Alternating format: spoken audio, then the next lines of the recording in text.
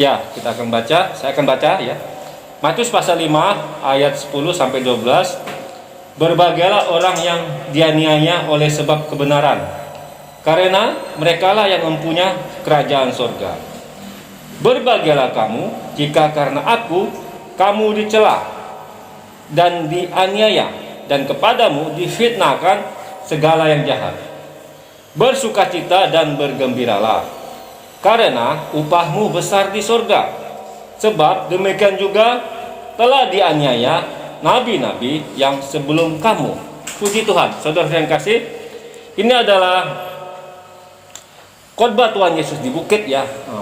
Ini khotbah yang sangat fenomenal ya. Bahkan ya beberapa, atau saya tidak bilang banyak, dikutip oleh beberapa tokoh-tokoh politik ya. Tokoh-tokoh politik. Walaupun mereka bukan Kristen, tapi mereka mengambil ini perkataan Tuhan Yesus ya, khususnya ucapan bahagia ini ya, sebagai inspirasi bagi mereka dalam berkarir dalam dunia politik. Ya, contohnya Mahatma Gandhi ya. Mahatma Gandhi itu tokoh Hindu ya, dari India. Ya, waktu melawan penjajahan Inggris dia menerapkan anti kekerasan ya. Jadi menentang negara Inggris ya, penjajah Inggris dengan prinsip anti kekerasan. Dan salah satu tulisan beliau, dia mengutip dari Matius pasal 5 ini ya, tentang ucapan berbahagia. Dia sangat suka sekali ya membaca ucapan berbahagia Tuhan Yesus. Bahkan memberikan dia inspirasi ya dalam perjuangannya pada saat itu. Itu Mahatma Gandhi ya. Dan ada beberapa lagi. Jadi ternyata nilai-nilai yang diajarkan Tuhan Yesus itu ternyata sifatnya juga universal ya. Ya, universal artinya bisa berlaku juga ya bagi orang-orang yang mungkin mereka bukan pengikut Kristus, bukan orang Kristen ya. Ya itu ya. Baiklah. Untuk pagi ini kita akan belajar Matius pasal 5 ayat 10. Berbahagialah orang yang dianiaya oleh sebab kebenaran, karena merekalah yang mempunyai kerajaan surga. Jadi kata yang kita mau pelajarin sih adalah kata dianiaya. Ya, pertama dianiaya, kemudian kita akan belajar kebenaran. Yaitu dua kata kunci yang penting ya di sini yang mau kita pahami. Dianiaya, apakah kata dianiaya ini? Ya, kata dianiaya ini itu bisa kita ambil sinonimnya dipersekusi. Ya, bisa juga ini kata yang populer saat ini, dipersekusi. Ya, dipersekusi, atau dalam bahasa Inggris persecution ya, atau persecuted kalau bentuk pasifnya ya. Jadi dianiaya itu dipersekusi. Kalau kata bendanya persecution atau penganiayaan. Bisa juga diartikan dalam kamus dikatakan dienyahkan, dikejar-kejar ya, dienyahkan, dikejar-kejar sampai dia seperti diburu ya, seperti hewan, seperti pemburu memburu hewan. Seperti itu. Hewan tuh diburu terus sampai dia mati. Seperti itulah ya pemahaman kata dianiaya di sini. Jadi ada suatu tindakan kekerasan di sini ya. Ada satu tindakan, bahkan saya katakan kekejaman ya dalam arti kata ini. Jadi dianiaya. Tapi puji Tuhan, saudara yang kasih, Tuhan Yesus tidak mengatakan berbahagialah orang yang menganiaya. Ya kan? Puji Tuhan, bukan? Tuhan Yesus tidak mengajarkan kepada murid-muridnya berbahagialah kamu jika kamu menganiaya orang-orang demi aku. Tidak. Ini menarik. Di sini diambil bentuk pasif. Jadi kita orang-orang Kristen bukannya menganiaya orang yang tidak percaya atau bertentangan dengan prinsip kita, tapi justru kita sebagai korban. Di sini ya, dianiaya. Ya kan? Jadi bukan menganiaya. Berarti nggak masalah. Ya. Ya nggak masalah.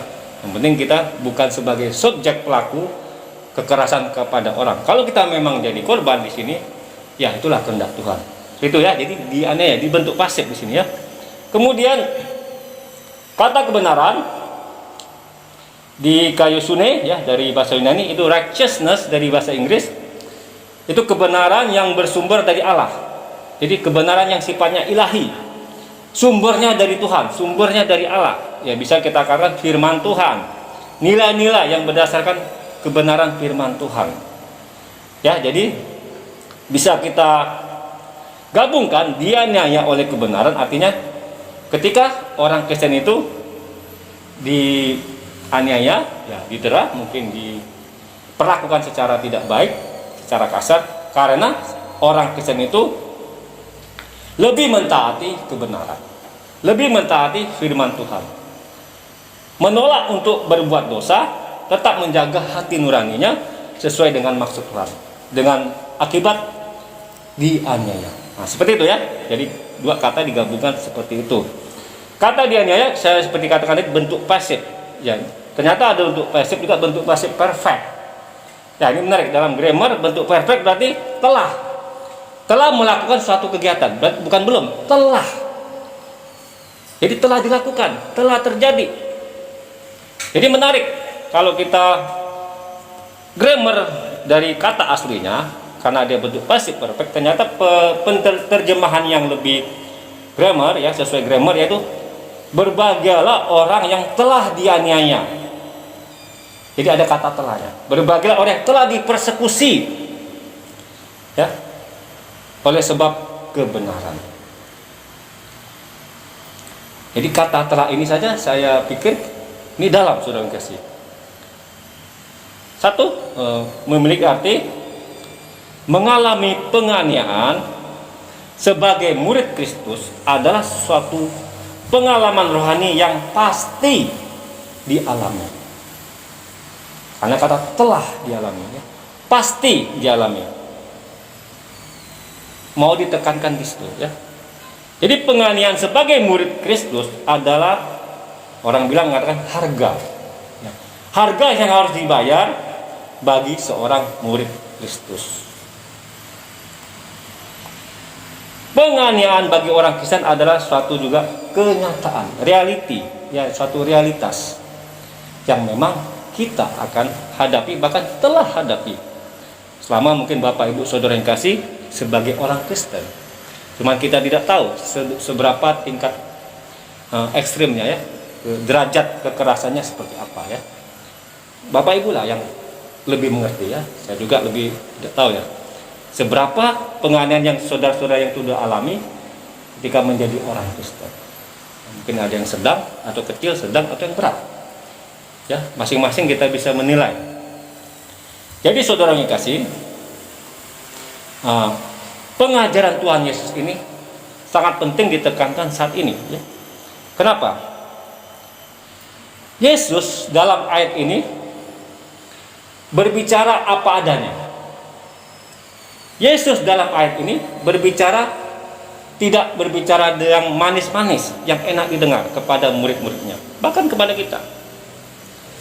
Yesus dalam ayat ini tidak memanipulasi murid-muridnya dengan janji-janji manis. Tapi Yesus dalam ayat ini justru mengatakan satu kebenaran yang keras, yang mungkin sulit diterima bagi orang saat itu, bahkan mungkin bagi kita orang Kristen saat ini ya, dimana saat ini ada sejumlah orang yang mempromosikan kalau kita ikut Yesus pasti di janji-janji yang akan diberkati Tuhan ya. Kalau kita ikut Yesus pasti kaya, akan kaya, sehat terus, nggak pernah sakit. Kalau sakit langsung sembuh, mujizat langsung terjadi instan. Seperti itu. Bahkan orang itu mempromosikan dirinya sebagai penyembuh ya. Atau mungkin ada yang mempromosikan mengikut Yesus itu jaminan menjadi hidup yang makmur. Inilah kita kembali kepada asli dari ajaran Tuhan Yesus. Ternyata berkat itu adalah ketika kita dianiaya sebab kebenaran ya kan. Ini apa? Ini berkat. Kenapa saya katakan berkat? Berbahagialah ya. Kalau dalam bahasa Inggris blessed, terberkatilah kamu ya. Diberkatilah kamu ya, kalau bahasa Inggrisnya berbahagialah kamu kalau kamu sukses dalam hidupmu? Apakah seperti itu? Tidak, bukan? Bukan. Berbanggalah kamu jika kamu berhasil menjadi konglomerat orang Kristen. Ya, nomor satu di dunia. Berbanggalah. Tidak.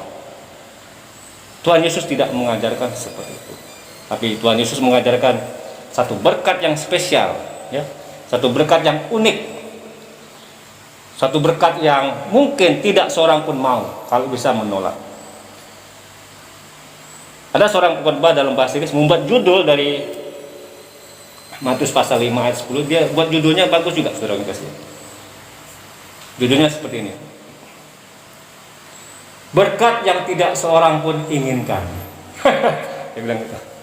Berkat apa itu? Ya itu tadi. Dianiaya sebab karena benar. Dia bilang gitu. Dia pesimis. Dia bilang berkat yang tidak seorang pun inginkan. Judul khotbahnya seperti itu. Mungkin jemaatnya heran. Berkat apa? Oh ya, ternyata berkat mengalami penderitaan karena dianya, ya karena mengikul salib dan seperti itu ya.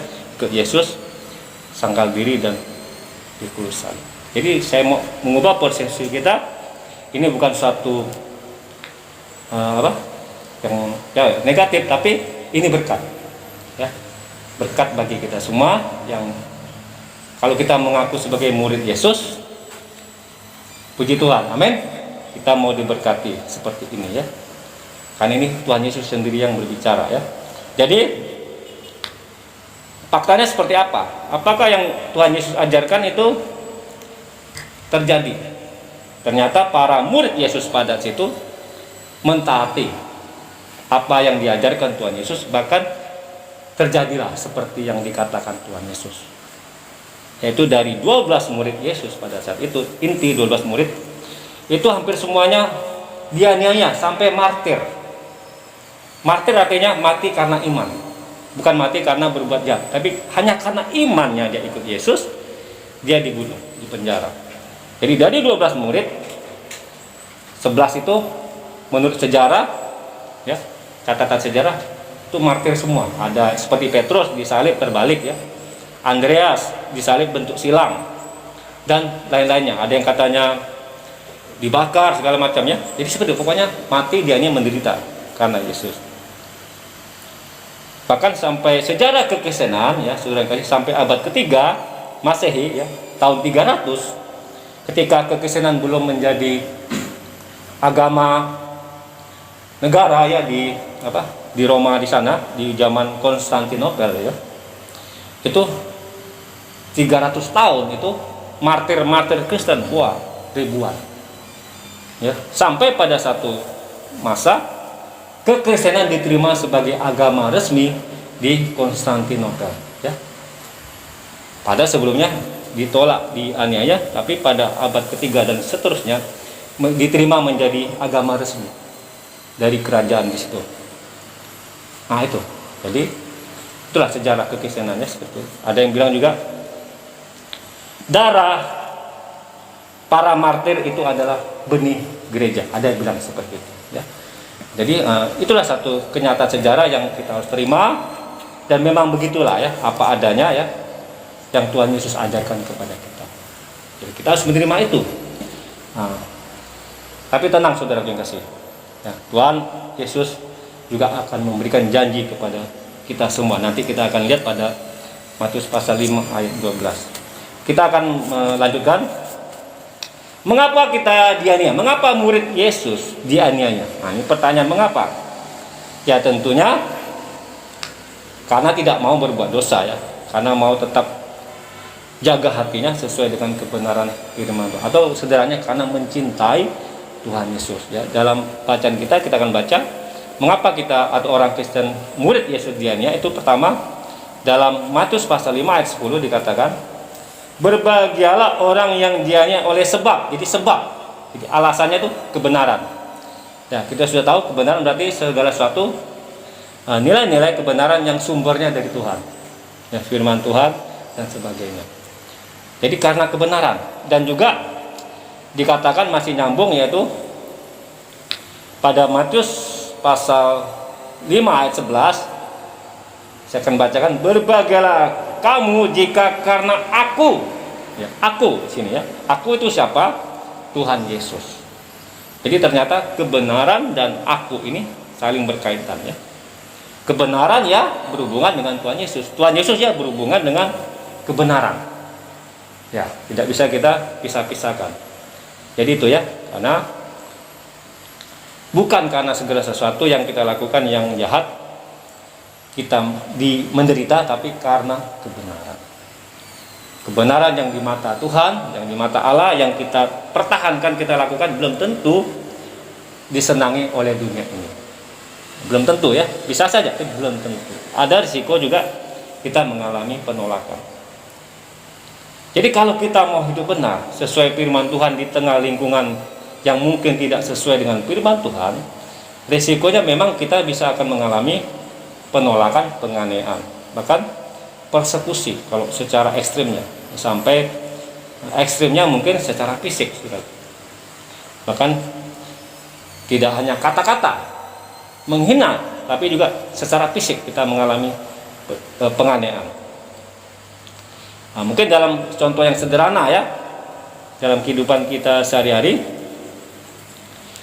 ketika kita tetap mau bersikap jujur karena kita takut akan Allah, takut akan Tuhan, sementara lingkungan di mana kita bekerja atau tinggal itu pada berbohong semua, kita satu-satunya yang tetap jujur di tengah mereka, bisa-bisa kita dihina, ya kan?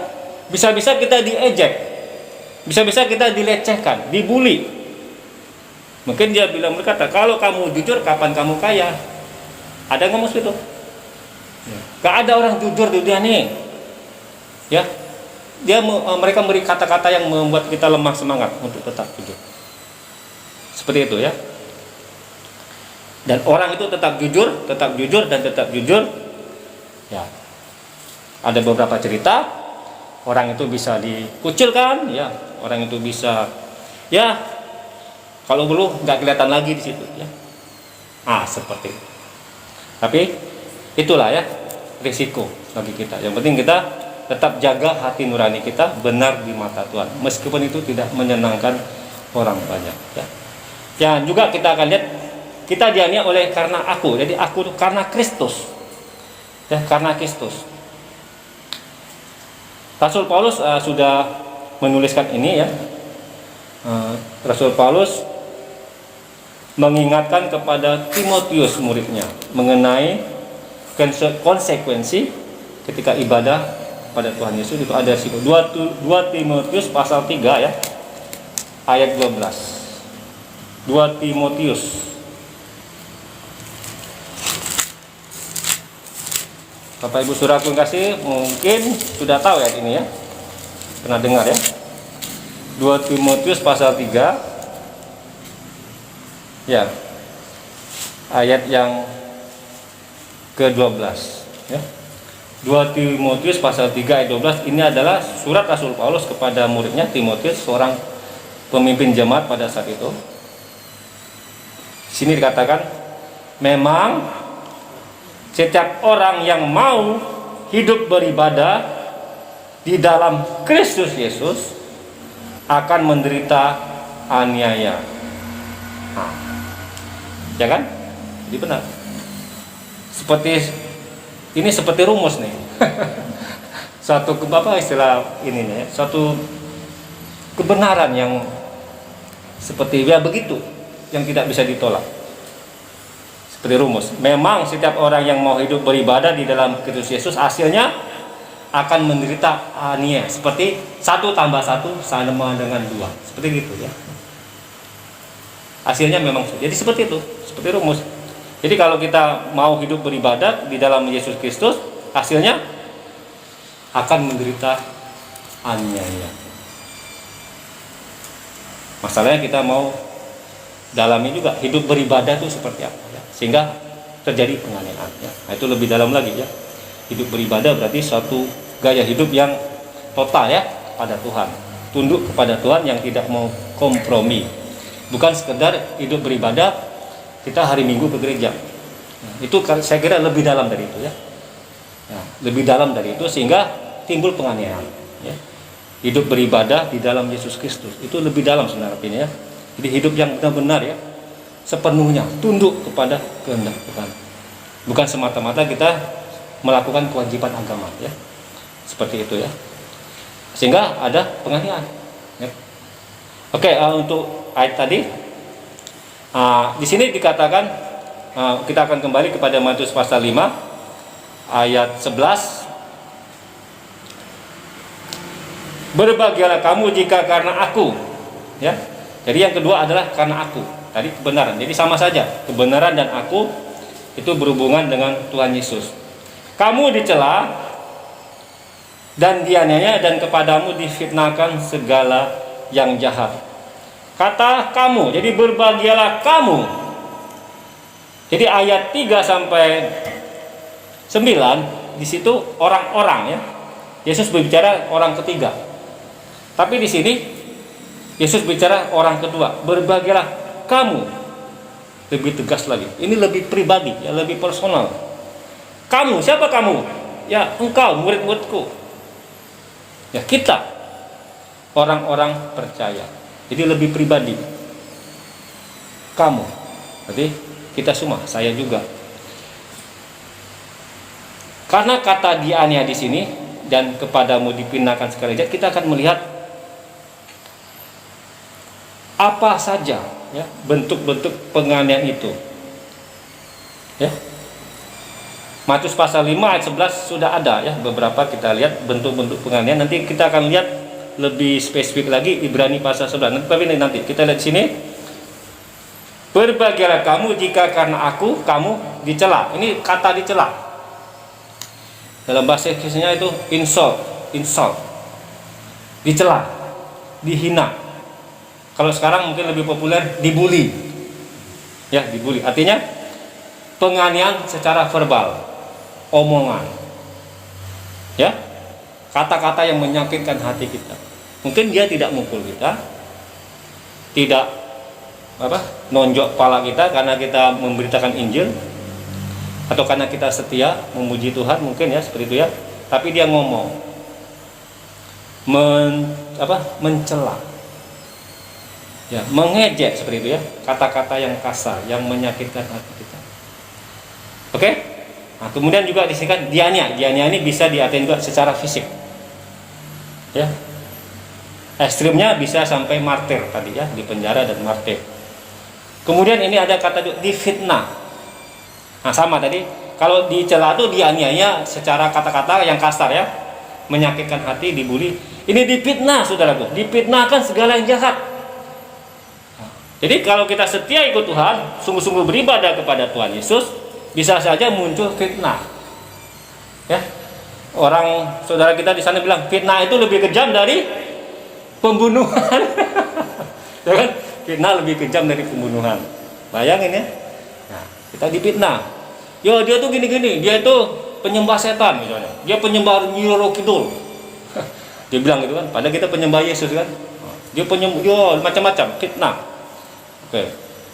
Kata-kata yang tidak benar, ya dusta seperti itu bisa saja kita alami dari orang-orang yang mungkin bentrok konflik sama kita, bukan karena kita berbuat jahat ya, karena kita mau hidup saja beribadah kepada Tuhan Yesus, kita mau setia kepada Tuhan Yesus, kita bisa difitnah segala yang jahat. Ada lagi saudara, Alkitab ini menceritakan ya bentuk-bentuk penganiayaan ya dari gereja jemaat pada saat itu mula-mula ya. Kita lihat Ibrani pasal 11 ayat 36. Ini seperti daftar ya, daftar apa yang dialami oleh orang-orang percaya pada saat itu ya. Ibrani pasal 11 ayat 36. Ini kok Ibrani 11 Ibrani pasal 11 ayat 36 ya. Ibrani pasal 11 ayat 36 saya akan bacakan. Nah, ini kita mau lihat sini bentuk-bentuk penganiayaan seperti apa yang telah dialami oleh orang Kristen dari lintasan sejarah. Di sini ditulis ada pula yang diejek ya dan didera. Diejek itu kata-kata, didera berarti secara fisik. bahkan yang dibelenggu, ya, dan dipenjarakan sampai masuk penjara. Mereka dilempari. Nah, kata dilempari jadi saya ingat ya. Ini kisah nyata, saudara. Di tempat orang tua saya di Cibinong itu ada sebuah gereja ya. Ya, jemaat kecil tapi sebuah perumahan. Nah, mereka terus ikut buat ibadah seperti itu dan ya mengalami penentangan, persekusi dari sekitar. Tapi Bapak Gembala tetap bertahan, tidak mau kabur. Mereka secara administrasi sudah beres, ya. Sudah izin semua sudah, ya. Izin lingkungan, izin tetangga. Tapi ada sekian persen yang tidak suka. Nah, situ ya. Jadi mereka tidak melanggar, ya. Karena sentimen pribadi, nggak suka, akhirnya mereka dilempari. Saudara-saudara, dilempari apa? Ini kisah nyata, dilempari kotoran, saudara. Sedih banget ya. Hari Minggu pagi, ketika mau ibadah ya, di halaman itu sudah ada kotoran, saudara. Wah, dilempari kaca kotoran. Kotoran itu, ya kotoran lah ya. Saja ya, kotoran. Waduh, saudaraku. Akhirnya mereka jemaat datang bukan mau ibadah, gotong royong, saudaraku. Bersihin, dipel semua. Waduh, saudaraku. Ya, mereka lanjut ibadah. Nah, itu salah satu contoh kisah nyata ya. Kemudian digergaji. Nah, ini lebih parah nih, digergaji. Emangnya kayu digergaji ya. Manusia nih gergaji, saudaraku. Kemudian dibunuh dengan pedang. Mereka mengembara dengan berpakaian kulit domba dan kulit kambing sambil menderita kekurangan, waduh ya, kesesakan dan siksaan. Dunia ini tidak layak bagi mereka dan seterusnya. Itu saja daftarnya, kita bacanya sudah ngeri, saudara. Ya kan? Digergaji, saudara. Ya. Ada juga sebuah film di mana? Waktu zaman apa? Nero ya, Kaisar Nero ya. Sekitar di bawah abad ketiga itu. Jadi orang-orang Kristen saat itu dikumpulkan di stadion ya. Ada di Roma itu ada stadion besar ya. Masih ada tuh bekas-bekasnya stadion itu. Kayak Kolosium gitu. Mereka dikumpulin, ditaruh di tengah-tengah, sudah. Bagi yang menolak Yesus kembali duduk, dibebaskan. Bagi yang tetap mau ikut Yesus dikasih peringatan, yaitu dilepaskan singa yang ya itu yang lapar. Nah, itu jadi wah seperti itu. Jadi singa dilepas. Ada filmnya seperti itu. Nah, seperti itu ya. Kemudian sejarah bukunya juga ada. Jadi seperti itu sudah kasih. Nah, jadi apa saja bentuk penganiayaan seperti itu. Oke, sudah. Mungkin kita tidak se-ekstrem itu ya kita alami. Itu saya hanya memberikan contoh ya. Itulah seperti yang Alkitab ada. Tapi kita mungkin tidak ekstrem, separah gitu ya. Sampai segitunya ya. Karena ini Indonesia negara aman kan? Ya, kita tinggal di Indonesia yang mengajarkan apa? Toleransi, kan? Benar nggak? Nah, jadi ketuhanan yang Maha Esa ya. Mungkin ada yang seperti itu, tapi tetap mayoritas atau negara kita tetap akan memproses. Kalau ada yang melakukan penganiayaan, benar kan? Ya tetap diproses. Bersyukurlah kita di negara kita Indonesia ini kita menerapkan toleransi yang saling menghargai, sehingga nggak sampai yang gini-gini nih ya. Ada lah ya, gereja ditutup ada, gereja dibakar ada ya, ada. Ya. Tapi persentasenya ya berapa persen? Ya. Tetap saya melihat secara umum kondisi kita tetap aman bagi setiap penganut agama ya. Secara umum, walaupun ada seperti itu ya. Kalau secara dunia gimana? Menurut laporan Badan Misi itu rata-rata saja saudaraku ya, diperkirakan hampir setiap hari atau saat ini saja itu sekitar 100 juta orang Kristen itu dianiaya di seluruh dunia ini. 100 juta di negara-negara tertentu yang sistemnya keras ya. Jadi hampir setiap hari 100 juta orang Kristen yang dianiaya. Nah, ada yang dilarang ibadah kalau hari Minggu. Ya, ada yang disegel gerejanya, ada yang dia mau ke gereja atau di depan dihadang. Ya. Ada yang sudah di tengah jemaat dibom. Ya. Mau pergi ibadah atau dibom. Ya. Begitulah rata-ratanya seperti itu. Tapi puji Tuhan ya, kalau memang kita saat ini seperti ini, kita bersyukur kepada Tuhan. Amin. Ya, gitu ya, puji Tuhan. Jadi pemerintahan kita, saya percaya ya, negara kita ini melindungi ya semua umat beragama ya. Tidak ada istilah diskriminasi. Oke. Dan kita terus berdoa, amin, agar negara kita aman damai, kita orang-orang Kristen tetap bisa menjadi berkat ya bagi negara kita, dan tetap kita setia kepada Tuhan Yesus. Dan tetap kita memberitakan Injil, tapi Injil yang damai sejahtera ya. Injil yang membawa damai sejahtera bagi setiap orang. Kemudian kita lihat bagaimana respon kita kalau kita dianiaya ya. Sikap kita seorang Kristen bagaimana? Apakah kita akan sedih, depresi, atau stres, nggak mau lagi jadi orang Kristen karena dikata-katain ya, karena diludahin mungkin ya kan, atau dibully ya, karena orang Kristen? Apakah kita sedih atau kita menangis dan mundur jadi orang Kristen? Sudahlah, aku nggak kuat. Apakah seperti itu? Atau kita balas dengan kekerasan? Dia tampar pipi kiri, bukan tampar pipi kirinya, kepalanya ini ya. Lebih parah lagi. Bukan tampar pipi kanan lagi, kepalanya enjok pakai helm. Apakah seperti itu, saudaraku? Ya tidak kan?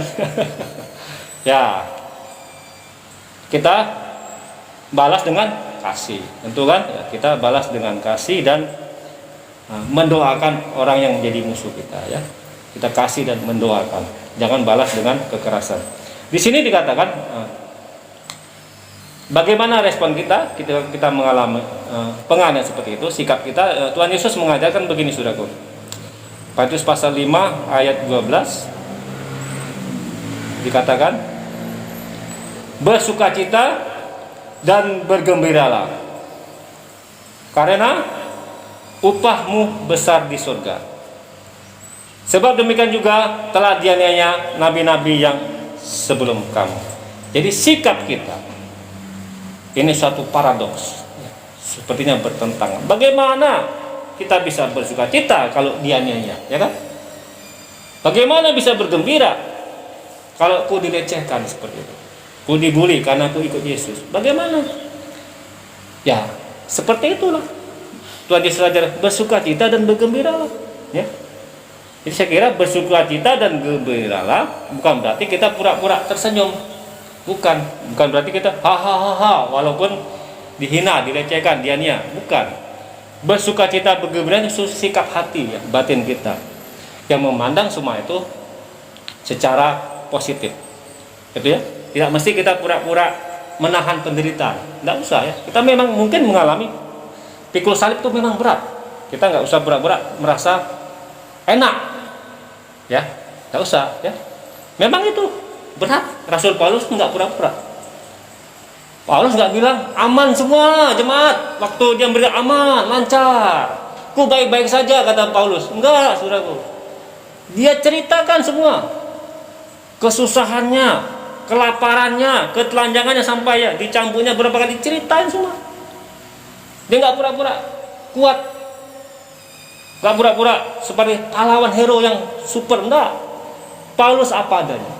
Ketika dia mengalami penderitaan, ya mungkin dia menangis di penjara ya, dia dicambuk, dia ceritain semua kepada jemaat. Dia hanya minta doakan saya agar tetap kuat dan membuka pintu terus bagi Injil Tuhan. Nah itu sama seperti kita ya, sikap wajar saja memang kalau kita mengalami itu, tetap sikap hati kita sukacita, bagaimana sikap hati kita. Tapi memang kita menerima itu sebagai suatu berkat ya, berkat spesial ya kan, yang Tuhan sediakan bagi kita. Jadi respon kita seperti itu, bersukacita dan bergembira. Mengapa kita harus bersukacita dan bergembira? Tuhan Yesus jelaskan di sini, tambahkan lagi. Karena apa? Upah besar di surga. Upahmu besar di surga. Ini sifatnya pribadi, jadi upahmu. Jadi setiap murid Yesus yang setia hidup beribadah kepada Tuhan Yesus, upahmu besar di surga. Besar di surga, upah yang besar maksudnya apa? Apakah kita akan mendapatkan di sana istana yang besar, tempat tinggal di surga? Ya, saya kira bukan. saya memahami upah besar di surga ini adalah ketika kita dipanggil Tuhan atau kita mengalami segala sesuatu yang tadi kita alami sampai ekstrimnya kita mungkin martir ya, seperti itu ya, tapi tidak selalu martir ya. Pokoknya kita sampai di sana kita bisa bersama-sama Tuhan saja, sudah syukur. Amin. Bersama-sama Tuhan Yesus di surga itu besar bagi saya ya. Upah besar bagi saya itu pemahaman saya seperti itu. Bersama Yesus selama-lamanya itu besar bagi saya upah. Saya yang manusia berdosa yang tidak layak bisa bersama Tuhan Yesus, bisa bersama Bapa. Puji Tuhan. Upah yang terbesar bagi saya seperti itu. Ada juga ada lagu mengatakan, mengapa aku harus kecewa dan sedih kalau memang Tuhan Yesus adalah bagianku. Amin. Kita mungkin kehilangan ini, kok sedih? Yesuslah bagianku, warisanku, hartaku, itu saja cukup. Amin. Itulah yang terbesar bagi kita semua. Oke, kemudian mengapa kita bersuka cita dan gembira? Karena justru penderitaan karena dianya itu membuktikan iman kita itu murni. Ya. Membuktikan iman kita itu memang murni, original. Justru kita mengalami satu tekanan, satu cobaan, satu tantangan, satu tes. Jadi dibuktikan dulu imannya murni atau tidak. Itu harus ibarat air di dalam gelas yang bening. Kita tidak tahu air itu bersih atau murni, harus digoncang-goncang. Digoncang-goncang. Kalau dia tetap murni, bagus. Ini asli airnya. Sama seperti kita juga. Untuk membuktikan kemurnian iman kita, mau tidak mau saudaraku, kita memang harus mengalami penderitaan. Bukan cari penderita ya, bukan cari, tapi suatu waktu kita mau hidup beribadah sungguh-sungguh, ada terjadi sesuatu, katakan puji Tuhan. Amin. Berarti ini mau menguji imanku, murni atau tidak. Puji Tuhan, berkat dari Tuhan. Kemudian ini menarik dari perkataan Tuhan Yesus. Mengapa kita harus bersuka cita dan bergembira? Karena Tuhan Yesus dikatakan, sebab demikian juga telah dianiaya nabi-nabi yang sebelum kamu. Wah, luar biasa saudaraku. Sebab demikian juga telah dianiaya nabi-nabi yang sebelum kamu. Artinya apa? Kalau kita menjadi murid Yesus, kita hidup dalam kebenaran, kita mengalami penganiayaan, level kita, saya mau katakan nih, level kita disamakan dengan nabi-nabi yang legendaris. Sebenarnya nabi-nabi yang legend ya. Siapa nabi-nabi yang legendaris? Musa, ya kan? Yesaya, waduh. Elia, Yeremia, wah itu tokoh-tokoh besar di Perjanjian Lama. Tuhan, demikian juga kita mau disamain. Mungkin tidak sama dalam arti ini, hanya bahasa saya. Level kita itu sama seperti mereka. Bukan satu yang memberi semangat bagi kita. Ternyata aku nggak sendiri. Nabi-nabi dulu juga mengalami seperti itu. Bahkan disamakan ya dengan nabi-nabi yang legendaris. Ya kan? Misalnya Elia buat mujizat luar biasa. Tapi apa yang terjadi sama Elia? Ya, apa yang terjadi? Dia kekurangan makan segala macam kan? Sampai burung gagak datang kan. Tapi dia nabi yang Elia. Kita disamain kan seperti Elia. Ya itu bahasa saya ya, seperti itu ya. Bukankah ini sesuatu yang memberi kita semangat ya, sehingga kita tidak lemah dan putus asa ya. Oke, puji Tuhan. Jadi saya akan akhiri. Jadi untuk dia ini sebab karena kebenaran ini saya akhiri begini, saudara kasih. Umumnya orang mau berkat yang nyaman, bukan? Ya. Tapi untuk berkat dianiaya karena Kristus, siapa yang mau? Ini pertanyaan bagi kita semua. Ini berkat ya, karena berbahagialah. Jadi siapa yang mau berkat ini? Semua mau? Amin, puji Tuhan ya. Mau belajar ya, kita sama-sama semua.